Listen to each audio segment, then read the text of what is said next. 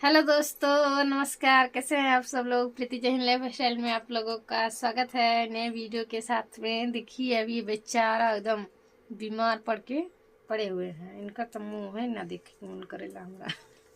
का मुंह देख मन कर लगा 10 दिन ना है बता का तनी से है मान ले सेवा करने हमारे का न नाम हब पर लगते उल्टा सीधा बतिया नहीं। सेवा। तू सेवा करेला हो।